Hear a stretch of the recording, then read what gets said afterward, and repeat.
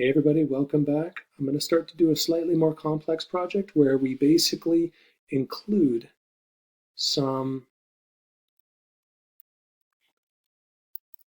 where we start combining some of our animation techniques. We're going to do a project called 4kinds of animation, and this is a project where we're going to do a keyframe animation on layer 1. On layer 2, we'll do a classic, we'll jump it to layer 2 and make it a classic tween. Then we'll jump it to layer 3 and make a motion tween. And then we'll jump it to layer 4 and we'll make a shape tween.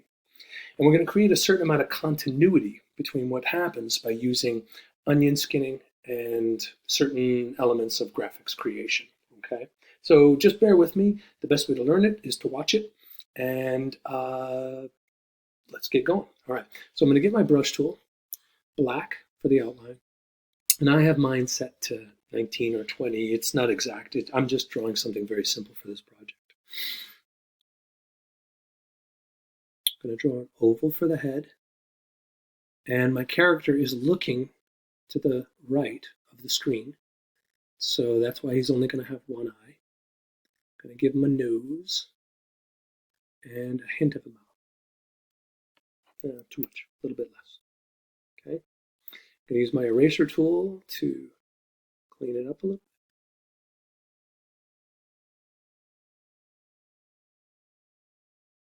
Okay, and now I'm going to add another keyframe.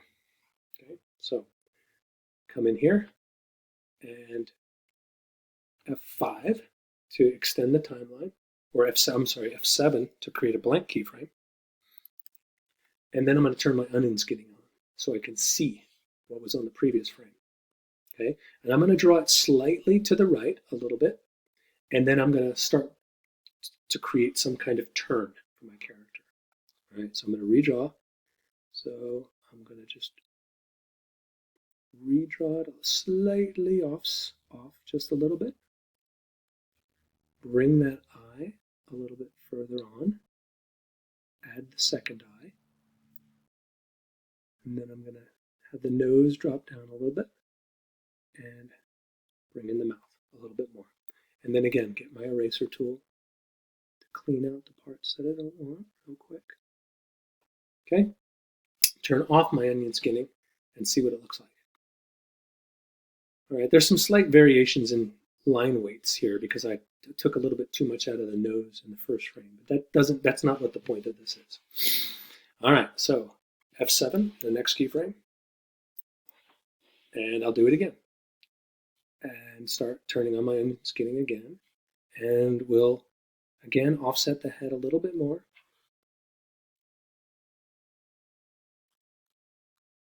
Oh, I'm sorry. Go back to my brush tool. Offset the head a little bit more.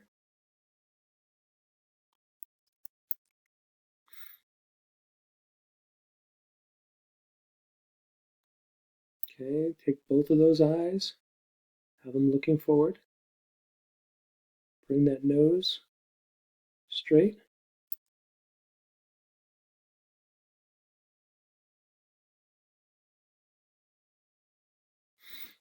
Okay, turn off my onion skinning, see what it looks like, scrub it.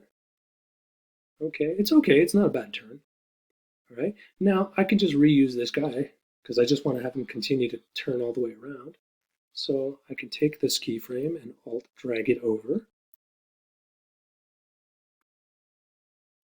All right, and then what I'll do is I'll turn my onion skinning on again to see what I want to do.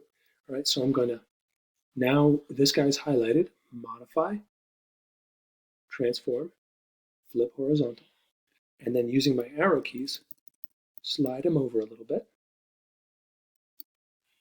turn off my onion skinning to see if I like it. Right? Okay. Next keyframe, F7 again, blank keyframe.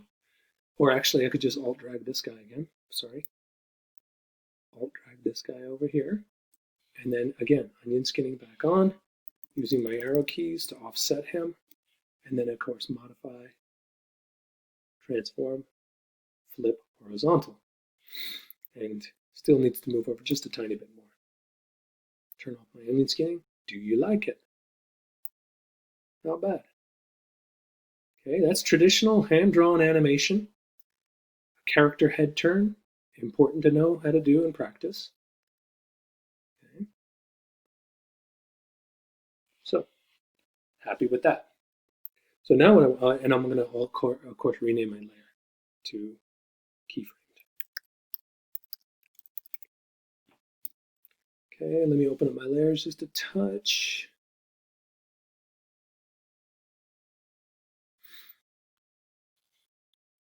Okay, I'm going to add a new layer. And I'm going to call this one Classic Tween. Classic.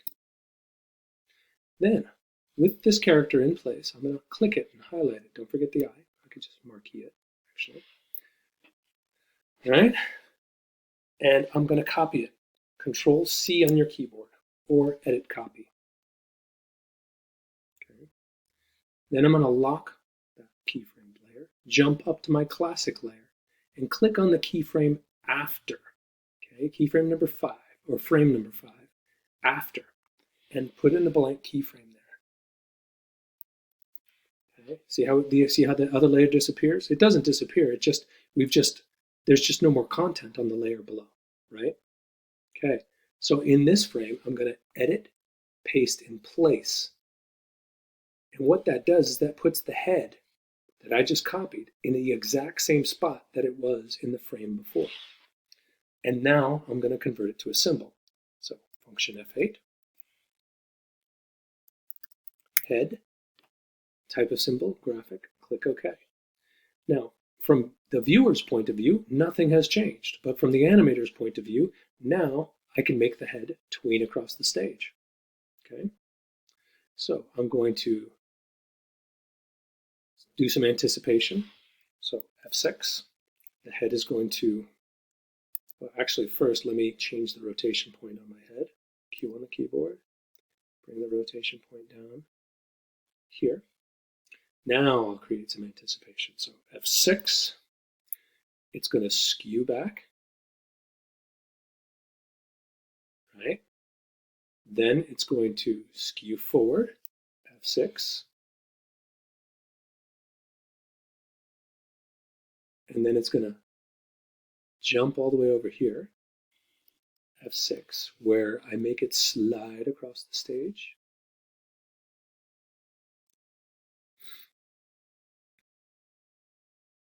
And stand up a little bit. Then it's going to slide a little bit more, but slow down. And then skew forward. Skew backwards. Skew forwards. And stop. Now, none of it's animated right now, but you kind of get the gist, right?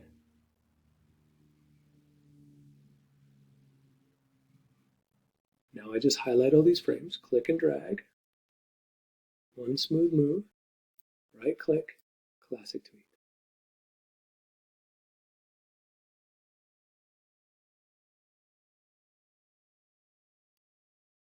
And there's a little bit of that squash and stretch and anticipation, okay? All right.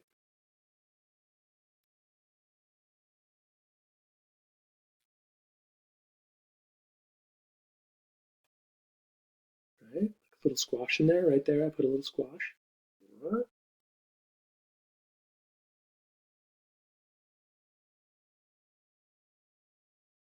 Could probably put a little squash here too.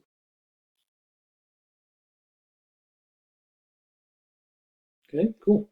All right, so that's fine, that's okay, it's not great, but you can see the continuity. You can't tell. If you just watch the animation, you can't tell the difference of when it shifts from keyframing to tweening, right? It just looks like one smooth animation that I've done. All right, so again, and now I'm going to copy this guy, Command C on a Mac, Control C on a PC, create a new layer and copy him up to that one. Classic. This is going to be the motion tween, because remember, motion tweens can do some slightly different things. Again, I'll click the next frame after the last one on the classic layer. and F7. Edit, paste in place again. There it is. And now I'll do a motion tween of some kind. And remember that when you have to add time first. So I'll just add a little time in there, F5. I don't care how much it is right now. And now I basically move my timeline, move my object, and the software will create the tween. But I must apply the tween first. So click that chunk, right click, and add the motion tween first before you do any movement. Okay? So move the timeline, move the object, and it adds a keyframe for you. See? Move the timeline, move the object, move the timeline, move the object, move the timeline, move the object, move the timeline, move the object, move the timeline, move the object. And the reason why I wanted to do it in chunks like that and not just all in one movement is I wanted to get a little bit more dynamic movement, but also I wanted to be able to get those spaces to basically be able to manipulate the motion path, right? So that I can create those bounces.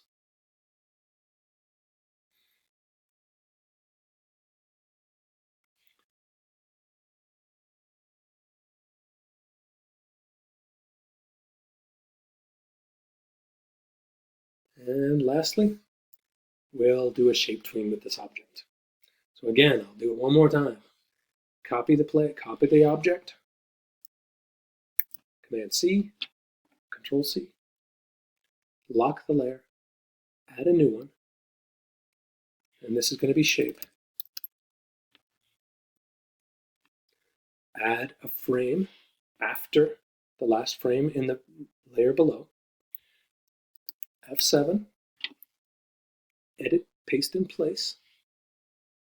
Now, remember, with shape tweens, can't be a symbol. This thing is still a symbol. So now we got to bring it back to its raw vector shape. We do that with Control B on the keyboard or Command B. And now you can see it's a raw vector shape. Now I basically decide over how much time I want to create my change. So we'll just make it a nice slow splat. So F6, maybe bring the face down here and have it kind of splat. Let's fill it with black. And just kind of push and pull, right? Or we could use our brush tool to kind of clean up some lines.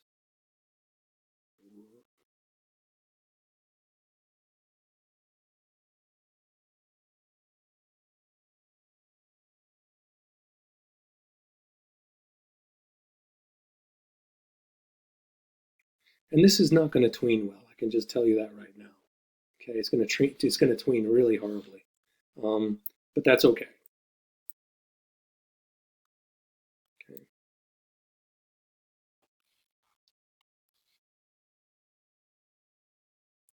Highlight the frames. Right-click in the frames to add the shape tween, and let's look at how horrible it turned out. Oh, that's horrible. Ugh. I mean, some of you might think, "Oh, that's cool," but it's not. Trust me, it's pretty bad. However, but you get the idea.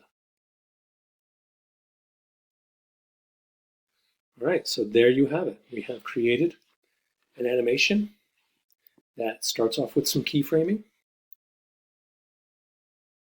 of a head turn. Really classic thing to be able to do. Right, a whole body turn is really important to be able to do. Okay, I mean, obviously you want to be better than me in this animation, in this tutorial about line thicknesses. And you'll also want to take more than 3 frames to make a head turn. You'll probably want to add a little bit more slower, take a little bit longer with your transition from a fully left to a fully right. Okay, all right, but that's not terrible. I mean, it's not great either, but it's okay. And then I take this keyframe, jump it up here, turn it into a symbol, and that way I can motion tween it. Anticipation, pulling back, a little skewing, a little squashing and stretching as it pulls back, and then leans forward and drives forward, slowly standing up, stops and begins to squash forward, squash and stretch back, over, and then follow through, little follow through here, then the motion tween, where we take advantage of the path, and then finally